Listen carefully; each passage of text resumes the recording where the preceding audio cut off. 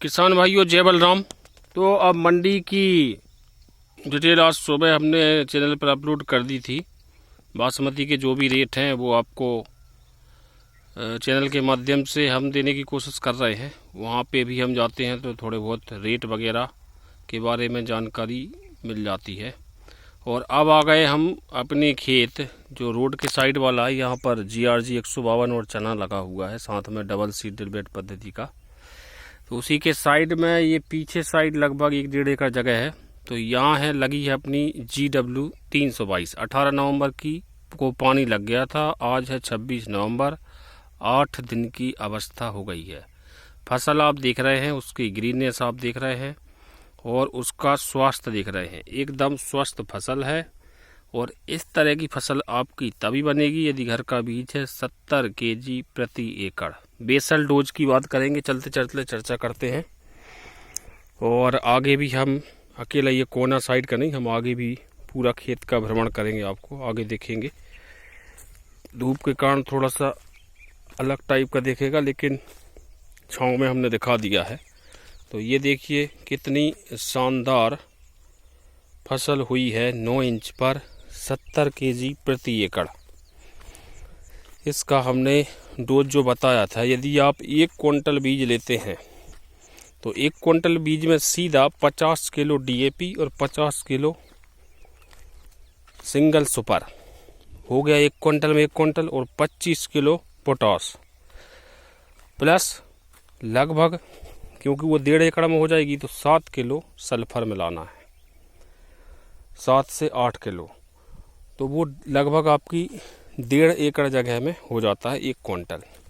तो ये लगी है अपनी 322। देखिए साइड से भी आप उसका घनापन देख सकते हैं, कितनी शानदार उगी है। और यदि आपको हम सीधे में दिखाएं तो ये देखिए, ये है अपनी GW 322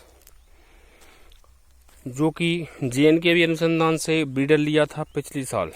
तो इस साल ब्रीडर से बना है F1 फाउंडेशन, और कुछ F2 का जो फाउंडेशन था वो हमने किसान भाइयों को दिया है।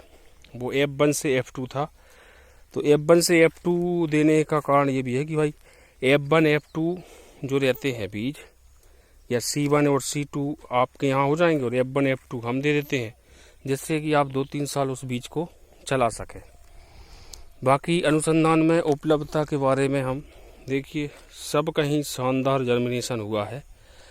हमारे बीज की यही खासियत है, यदि किसी ने हमसे बीज लिया है तो जर्मिनेशन में 1% का भी डिफरेंस नहीं आएगा। क्योंकि जर्मिनेशन में क्या होता है कि हम जो बारिश के पे, जैसे हमको खबर मिली थी कि भाई 1 हफ्ते बाद मौसम ख़राब होने वाला है, तो हमने अनवांटेड लेबर लगाकर, मतलब लगना थे 4 और लगाए हमने 10, ऐसा लेबर वगैरह लगा के, क्योंकि हमको बीज किसानों को देना था। तो जल्दी से लेबर लगाकर और हमने जल्दी उसकी थ्रेसिंग करवा दी थी। तो पूरा बीज हमारा पानी गिरने से पहले बिल्कुल सूखे समय में आ गया था। फिर उसके 2 दिन बाद बहुत बारिश हुई, तो अनुसंधानों का बीज भी गड़बड़ हुआ है इस बार पानी की वजह से। जर्मिनेशन में कुछ दिक्कत आई है, लेकिन हमारे बीज में दिक्कत इसलिए नहीं आई क्योंकि हम बीज में जहाँ तक बनता है पानी ना गिरने दें, ऐसा कुछ सिस्टम बनाते हैं। यदि कोई अपडेट अपन को मिल जाती है तो फिर हम क्या करते हैं कि किसानों को, मतलब अपने मजदूर जो हैं उनको कुछ हायर रेट दे के, या 4 मजदूर लगना है तो 6 लगा लेते हैं या 8 लगा लेते हैं, काम को जल्दी करने के लिए। देखिए आप कितनी शानदार पूरी जगह है। उधर वो नाला टाइप का है, उसके उस साइड भी लगी है, लगभग 1.25 एकड़ जगह उधर और 1.25 तो पूरा 1.5 एकड़ जगह है। और इस 1.5 एकड़ में हमने लगभग 18 पसेरी, मतलब 13 या 14 पसेरी, या अपन बोले 65 से 70 किलो बीज रेट रखा था। तो ये है अपनी 322। इसको हो गए हैं पूरे 8 दिन, 1 हफ्ता हो गया है। और आप फसल वीडियो के माध्यम से आप देख ही रहे हैं। और अब हम क्या करेंगे, अलग अलग प्लेलिस्ट बनाएंगे वैरायटी के हिसाब से। ये GW 322 है, DW 303 जैसा कि हम बताते हैं। लगभग 6 वैरायटी जो कि ओरिजिनल ब्रीडर और फाउंडेशन हमने लगाए हैं, उनकी अलग अलग आपको वीडियो क्लिपिंग दिखाएंगे। तो खाद शेड्यूल की यदि हम बात करें तो जैसा हमने बताया भी है कि 1 क्विंटल बीज में 1 क्विंटल खाद मिलाएं, 25 किलो पोटाश और 7-8 किलो सल्फर। तो ये देखिए इतने ज़बरदस्त घनापन से हम गेहूँ, ये तो क्या साइड वाली है तो कभी कभी डबल भी चल जाता, ज़्यादा घना हो गया है। बाकी यदि अपन सिंगल सीड ड्रिल की बात करें, यहाँ पर ये सिंगल सीड ड्रिल चली है। तो इस तरीके का आपकी फसल में ग्रीननेस और घनापन दिखना चाहिए।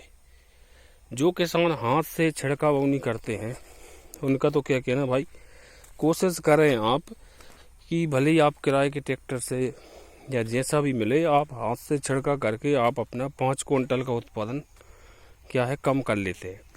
देखिए कितनी शानदार होगी है, मतलब इसमें पूरा 100% दाना होगा है। हमारा जो छोटा दाना था जिसको हमने 10% रेट कम करके दिया था, और उसको हमने इसलिए 10% इसलिए मान के चला था, जैसे हमने 3200 के भाव में उस सीजन पे दिया था, और हमने बोला था कि भाई हम 300 इसलिए नहीं ले रहे क्योंकि इसमें छोटा दाना है। यदि कोई किसान को लगे कि भाई इसमें 10 किलो मतलब जो है कि कम होगा ग्रेडिंग के बाद, तो हमने उसका रेट भी कम कर दिया था, और वो 10 किलो किसान के पास पहुंचा भी था।